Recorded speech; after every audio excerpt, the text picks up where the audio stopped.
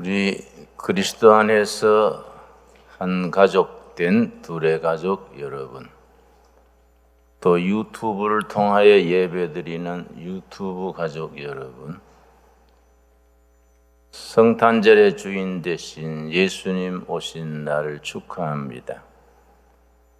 먼저 누가복음 2장 7절 말씀 읽겠습니다. 예수님이 태어나신 그날의 장면을 그림같이 그려주고 있는 본문입니다. 누가복음 2장 7절 말씀. 처다들라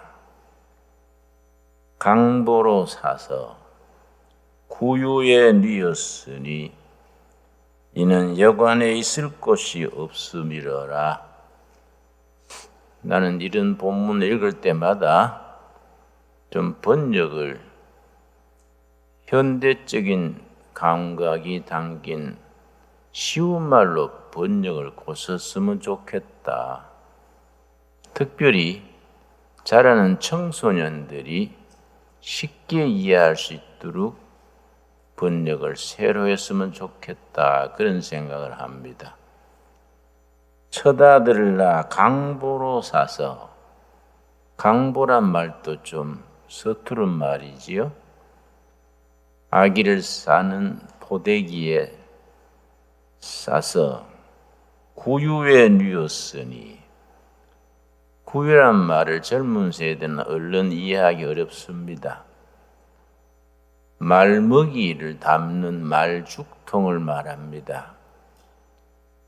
요즘 말하면 큰 다라이 같은 것도 하나 없어서 말먹이를 주는 그 말죽통을 싣고 거기에 아기를 이렇게 누였습니다. 그 말 오양간에서 예수님이 나셔서 아기 예수를 받아 누인 자리가 말죽통이었습니다. 온 우주의 주인 되신 예수님이 세상에 오셨는데 가장 낮은 자리에 그렇게 오셨습니다. 그 자체가 성탄절의 의미를 일러줍니다. 가장 높으신 분이 가장 미천한 자리에 말 오양간에서 나셨는데 왜 거기에 났느냐? 고단 말이 설명을 해줍니다. 이는 여관에 있을 곳이 없음이러라. 여관은 여인숙, 여관, 모두 방들이 다 차서 예수님이 태어나실 방이 없었습니다. 영어 성경에는 There was no room, 방이 없었다. For them in the inn, in은 여인숙, 여관 그런 단어지요. 여인숙 여관에 아기 예수가 태어날 room, 방이 없었다. 난 이 말씀을 영적인 상징적으로 받아들입니다. 사람들은 욕심과 이기심과 원망과 제각기 자기 생각으로 가득 차 있어서 예수님은 모실 방이 없습니다. 성탄절이 되었어도 우리는 마음에 예수님을 모실 방이 없는 그런 모습입니다. 세상 것으로 잔뜩 채워져서 온 우주의 주인, 이 땅의 주인, 우리 생명의 주인 대신 예수님을 모실 방이 우리 마음에 없습니다. 이번 성탄절은 크게 뭘 축하하지 말고 우리 각자 마음 속에 예수님을 모시는 방을 준비할 수 있기 바랍니다. 우리 마음속 가장 깊은 곳에 지성소를 세워서 거기에 예수님을 모실 수 있는 정말로 의미 깊고 복되고 은혜로운 성탄절을 맞을 수 있게 되기 바랍니다. 오늘 본문 말씀이 마태복음 2장인데 2장 13절로 17절까지의 말씀입니다. 내가 이 말씀 속에서 특별히 강조하고 싶은 것은 아기 예수가 태어났기 때문에 예수님으로 인해서 베들레헴 지경에 2살 아래 사나이 아이들이 떼죽음을 당했습니다. 유세비우스라는 유대인 역사가가 쓴 유대사에 기록되기를 이걸 헤롯의 유아 학살 사건, 역사에 남는 스토리입니다. 헤롯 왕의 유아 학살 사건.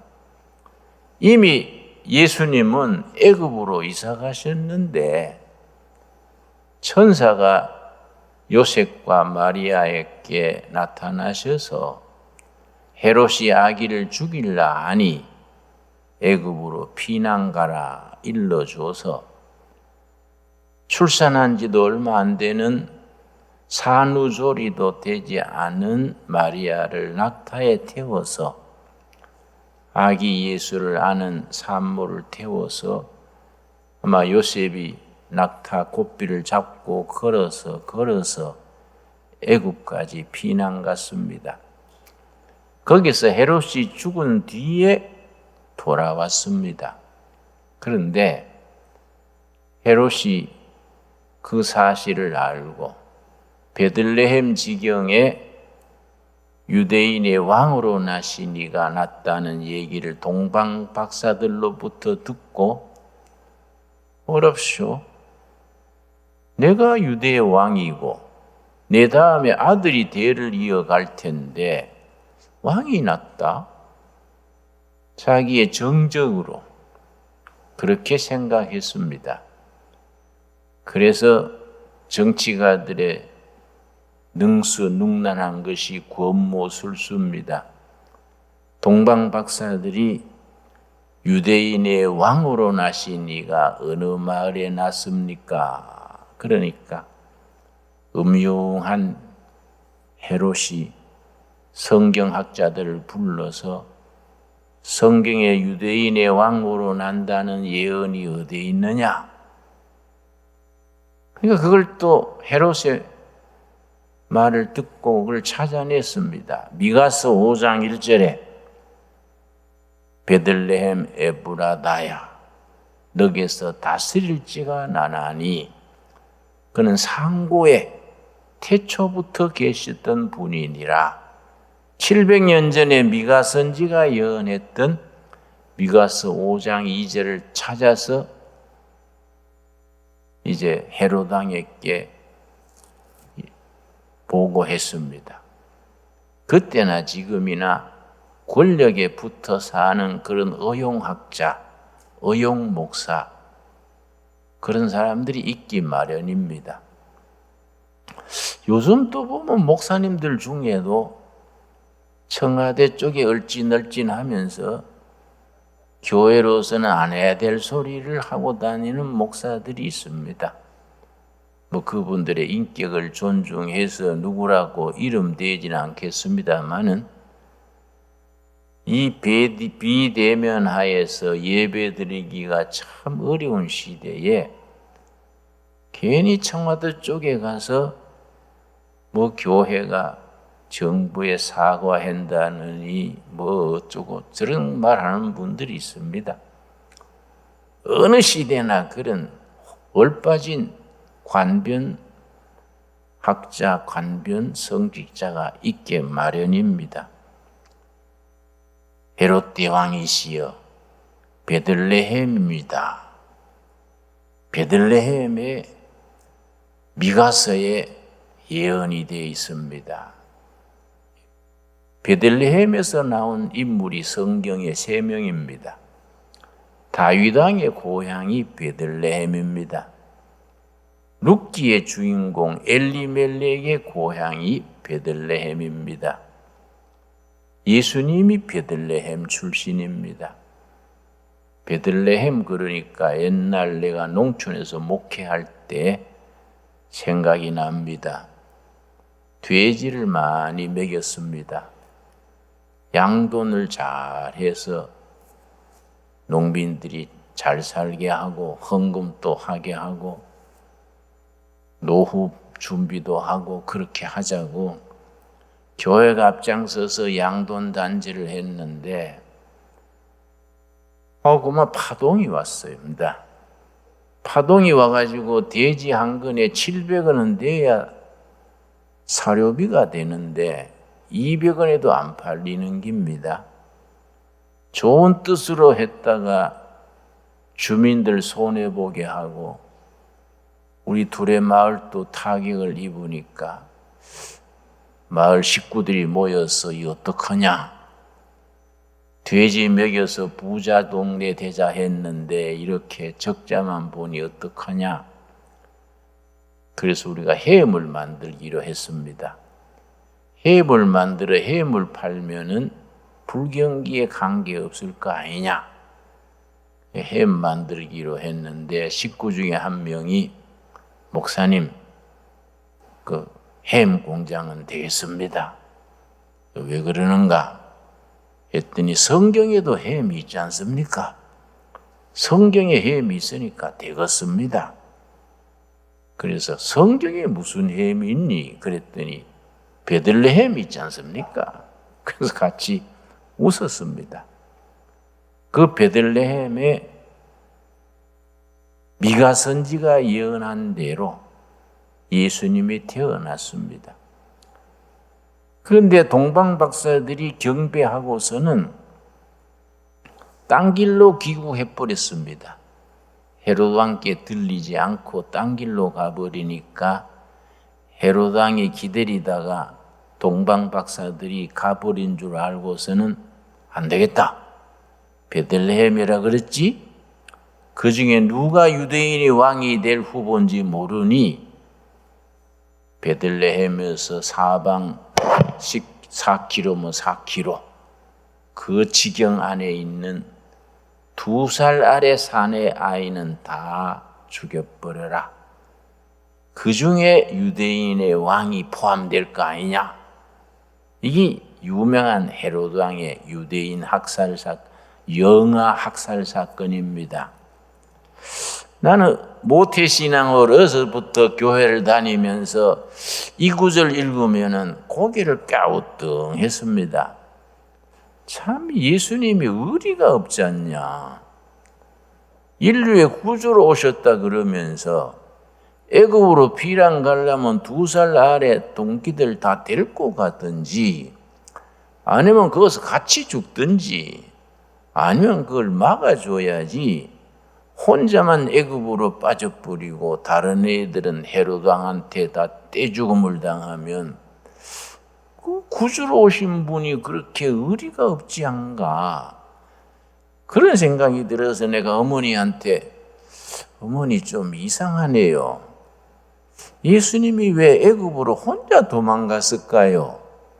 곧또래들 다 데리고 같이 가든지 남아서 같이 당하든지 아니면 하나님의 능력으로 그걸 막아줘야 구수해주지 혼자만 빠져나가고 다른 애들은 다 죽게 한 것이 저 마음에 안 드는데요. 그랬더니 어머니가 꾸지람하시더라고요. 너는 왜 성경을 그래 삐딱하게 읽냐? 응? 그냥 말씀 읽고 은혜 받아야지 뭐 그렇게 읽냐? 그래서 삐딱하게가 아니고 생각이 그렇잖아요. 인류를 구원하러 오셨으면은 동년배 어린아이들부터 구원하셔야지 다른 애들은 다 죽게 두고 자기만 살았잖아요. 그렇게 모자간에 이야기를 나눈 생각이 납니다. 그런데 내 인생이 40 넘고 50 넘고 쓴맛 단맛 세상살이 살아가면서 이 구절이 이해가 갔습니다. 어떻게 이해가 갔느냐 하면은 모든 위대한 것, 역사적인 것, 위대한 역사가 탄생하려면은 누군가가 희생이 있어야 한다. 희생이 있어서 그 피 흘리고 땀 흘리고 인생을 투자했는 그 위에 새로운 역사, 새로운 시대가 탄생하는 거이다. 그렇게 폭넓게 이해하게 됐습니다. 그 이름 없이 죽은 2살 아래의 베들레헴 지경에 사는 아이들이 구원의 역사를 이루는 희생으로 그렇게 죽은 것일 거이다. 어른들이 죽었으면 어른들은 죄가 많지 않습니까? 어른들이 죽었으면 어른들은 자기 죄값으로 죽었다 할 테고, 아무 죄가 없는 2살 아래 사내 아이, 걔들은 죄가 없지 않습니까? 죄라 그래야 젖달라고 울었는 죄밖에 없지 않습니까? 그 애들이 희생됨으로써 그 터전 위에 구원의 역사, 온 우주와 세상의 구원의 역사가 시작되는 거이다. 내 나름대로 그렇게 내가 받아들이게 됐습니다. 지금은 이 구절 읽으면 은혜 받는 겁니다. 누군가가 한 세대 희생과 헌신과 손해보는 삶 속에서 새로운 시대, 후대의 번영과 평화가 이루어지는 거이다. 나는 스스로 생각하기를, 나라는 우리 세대는 누리는 세대가 아니고 보다 나은 후대를 위해서 희생하고 헌신하고 땀 흘리는 시대다. 우리 한 세대의 희생과 그런 헌신 위에서 다음 세대, 우리 손녀들, 우리 다음 세대가 평화와 번영을 누리고 살 수 있는 거이다. 나는 그런 생각을 하고 지금 또 일하고 있습니다. 우리 성탄절을 맞으면서 예수님 자신이 하늘 보좌를 버리시고 땅에 오신 그 자체가 자신의 고난과 십자가의 죽으심과 피값으로 믿는 만인이 구원의 역사, 참된 평화의 역사, 희망의 역사를 이루시는 그런 뜻으로 성탄절이 있게 된 거이라 생각을 합니다. 그런데 우리가 성탄절을 맞으면서 메리 크리스마스, 즐거운 성탄절을 얘기합니다. 그래서 상가에서 음악이 성탄절 캐롤이 나오고 장식을 하고 밤거리에 나가보면 번쩍번쩍합니다. 그럼 내가 고개를 갸우뚱합니다. 특별히 나는 빈민 선교를 오래 하고 농촌 갯벌에서 개척 선교를 하고 그런 삶을 살아왔기 때문에 메리 크리스마스, 즐거운 성탄절, 그러면 내가 다시 한번 생각해 보는 겁니다. 성탄절이 과연 메리 크리스마스일까? 즐거운 성탄절일까? 즐거운 성탄절 뒤에 가리워서 그늘에 묻혀서 한숨 쉬고 있는 사람들, 그걸 우리가 기억해야 되지 않나. 오랜 병상에 누워서 치료되지 못하는 아픔을 안고 고난의 날을 기다리는 환자들,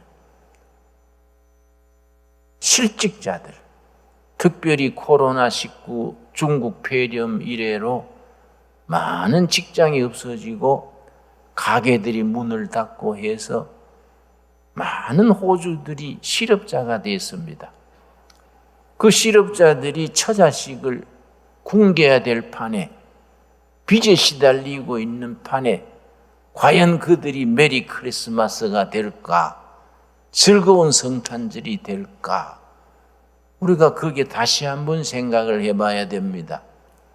성탄절의 주인 되신 예수님이 이 땅에 오신 그 이유는 그늘진 곳에, 햇빛 들지 않는 곳에, 한숨과 탄식이 있는 뒷골목에, 거기까지 정말 메리 크리스마스, 구원의 소식이 스며들게 비치게 하시려는 그런 뜻으로 많고 많은 방 중에 방 하나 없어서 말 오양간에 말죽통에 나신 것이 아닌가.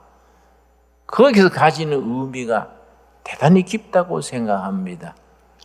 2020년 성탄절에는 우리가 그런 점에서 즐거운 성탄절을 맞지 못하고 즐거운 성탄절 뒤안길에서 슬픈 성탄절을 맞을 수밖에 없는 우리 동포들, 세계인들을 위해서 정말 중보기도 드리고 그들을 위해서 뭔가 우리가 하나님 앞에 중보기도해서 하늘 보좌를 움직여서 성탄절의 주인 되신 예수님의 오신 그 뜻이 만인에게 비춰두는 세상, 예수님으로 인하여서 만인이 함께 행복해질 수 있는 모든 사람에게 메리 크리스마스가 될 수 있는 축복된 성탄절을 우리가 함께 맞을 수 있어야겠습니다. 우리가 예수님이 갑자기 태어나신 게 아니지요. 저 창세기부터 시편 계속 예언서를 지나오면서 오실 메시아에 대한 예언이 계속 이어져 왔습니다. 그런 예언의 줄을 이어서 마침내 베들레헴 말구유에 예수님이 오셨습니다.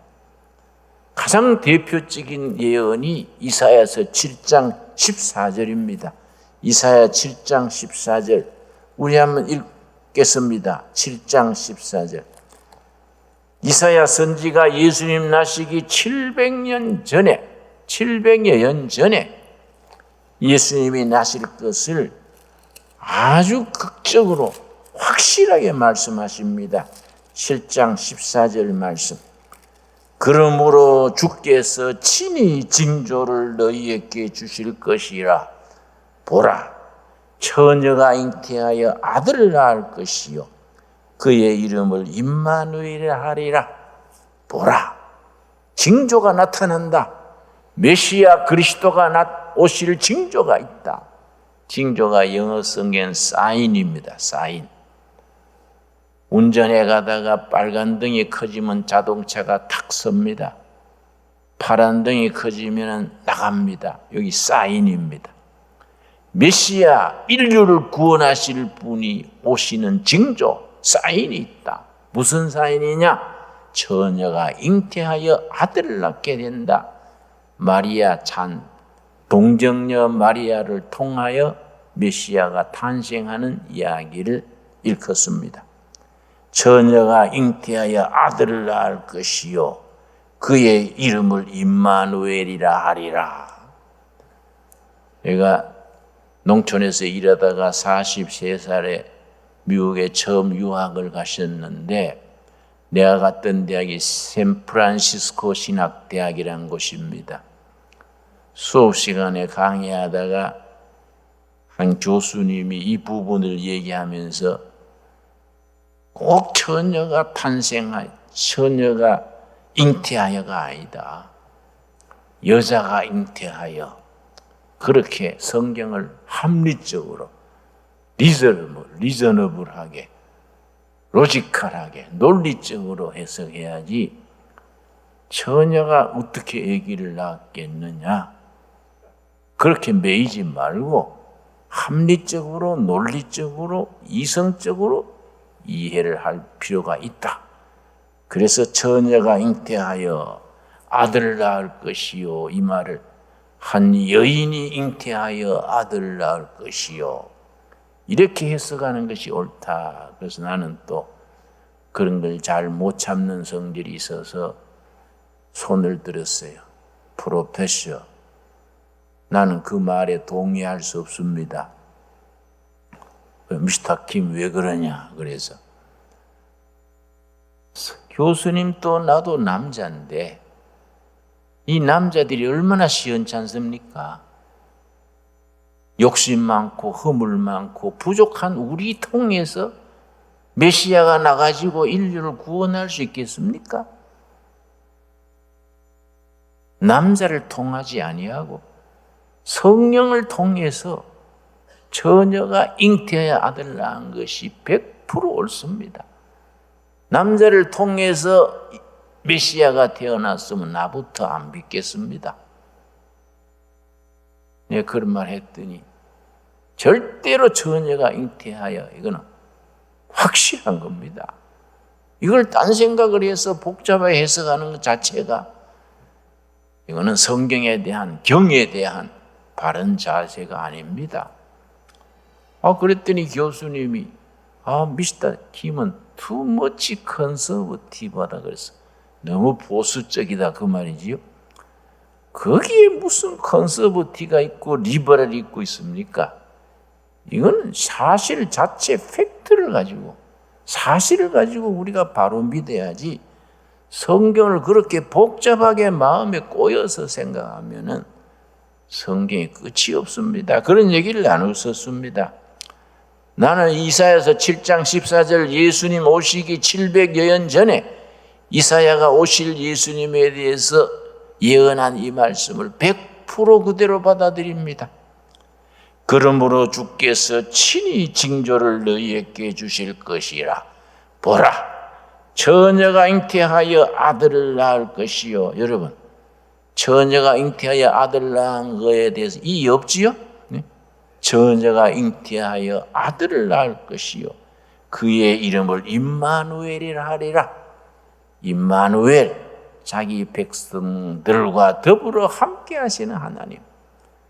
신비 중에 신비가 온 우주를 지으시고 인도하시는 하나님이 사람의 모습으로 세상에 오셔서 사람들과 함께 하게 됐다는 그 그리스도 사건, 예수 그리스도의 탄생 자체가 신비 중에 신비고 진리 중에 진리고 은혜 중에 은혜입니다. 성탄절의 주인 되신 예수님이 오셔서 임마누엘로 우리와 함께 하시는 이 사실, 이 진리를 감격으로, 감동으로, 감사함으로 받을 수 있게 되기 바랍니다. 그와 동시에 우리 주위에 즐거운 성탄절을 맞지 못하고 슬픈 성탄절을 맞을 수밖에 없는 내 이웃들의 아픔, 그들의 한숨에 우리가 동참할 수 있게 되기 바랍니다. 기도하겠습니다. 주님 은혜를 감사드립니다. 2020년 또 연희해처럼 성탄절을 맞습니다. 그냥 오는 성탄절이 아니라 아기 예수님을 우리 마음에, 가정에, 우리 교회에, 우리 삶의 현장에 모실 수 있는 성탄절 되게 하옵소서. 첫 번째 성탄절에 예수님이 베들레헴에 태어나실 때에 방이 없었다 그랬습니다. 이 시대에도 너무나 사람들이 자기 욕심, 시비, 사람들의 온갖 장난에 꽉 차서 예수님을 모실 방이 없습니다. 2020년 성탄절에 우리 각자 우리 삶의 자리에 예수님을 모시는 자리를, 방을 마련케 하여 주시옵시고 우리 마음 가장 중심 지성소에 예수님을 모시는 복된 성탄절 되게 하옵소서. 즐거운 성탄절의 그 뒤안에 있는 슬픈 성탄절을 맞을 수밖에 없는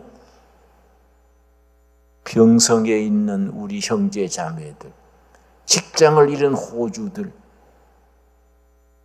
너무나 상처받은 이웃들이 너무나 많습니다. 그들에게도 슬픈 성탄절이 아니라 즐거운 성탄절이 될 수 있도록 우리 힘을 모아 헌신케 하여 주시옵소서. 그늘진 곳에까지 기쁜 성탄절이 되어지도록 우리가 쓰임받고 헌신하게 하여 주시옵소서. 예수님 이름 받들어 기도드렸사옵나이다. 아멘.